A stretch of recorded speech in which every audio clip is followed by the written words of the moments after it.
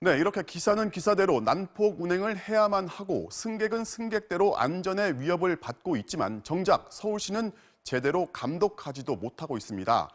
민영도 아니고 공영도 아닌 준공영이라는 딱지 때문인데요. 이 낯선 용어 준공영은 대체 뭐길래 세금은 세금대로 퍼주고 감독은 제대로 못하게 된 건지 이남호 기자가 취재했습니다. 지난 14년 동안 서울시가 버스 회사에 지원한 세금은 3조 원이 넘습니다. 지원 근거는 달랑 한 장짜리, 이 서류가 전부입니다. 지난 2004년 맺어진 서울시와 버스운송 사업조합 간의 협약서.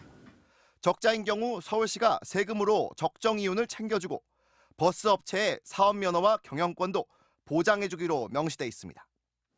그런데 협약서 어느 곳에도 경영감독이나 운행 조정 같은 강제 조항은 적혀 있지 않습니다. 매년 막대한 세금을 쏟아붓는데도 서울시가 행사할 수 있는 권한이 거의 없는 겁니다. 준공영제를 도입한 건 2004년 당시 이명박 서울시장.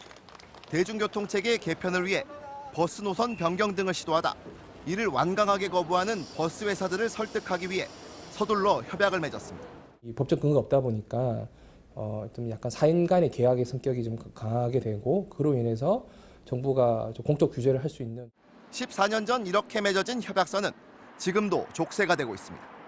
지난 2017년 우이 신설선 경전철이 개통된 이후 비슷한 구간을 지나는 버스 이용객이 27%까지 줄었지만 서울시는 버스 대수를 한 대도 감축하지 못했습니다. 서울시가 버스 조합 측에 감축을 요구해도 조합이 강제로 받아들일 이유가 없는 겁니다. 결국 서울시는 매년 140억 원이 넘는 우이선 적자를 세금으로 메우면서 동시에 늘어나는 버스 적자도 계속 세금으로 채워주는 이중고를 겪고 있습니다. 더구나 서울시와 버스 회사 간 협약은 무기한 계약이라 이제 와서 서울시가 버스 회사들을 상대로 규제에 나서기도 어렵습니다. 그나마 외부 위원들이 참여해 지원금을 감독하는 버스정책 시민위원회가 있긴 하지만 이것도 제대로 돌아가지 않고 있습니다. 이것을 서면 결의로 하는 것도 웃기지만 실제로 그 결의한 내용에 대해서 어떻게 결의가 됐는지 상황이 이런데도 서울식 준공영제는 지자체 입장에서 돈만 주면 쉽게 운영할 수 있어 별다른 검토도 없이 전국으로 퍼져나가고 있습니다. 제대로 감독되지 않는 세금이 마구잡이로 지원되다 보니 이를 횡령하는 사건도 잇따르고 있습니다. 부산에서는 지난해 9월 지원금 60억 원을 횡령한 혐의로 버스회사 사장 등 42명이 검거됐고 인천에서도 지원금 23억여 원을 횡령한 버스회사 사장 4명이 붙잡혔습니다. 전국 지자체에서 준공영제로 집행하는 예산은 매년 8천억 원에 달합니다.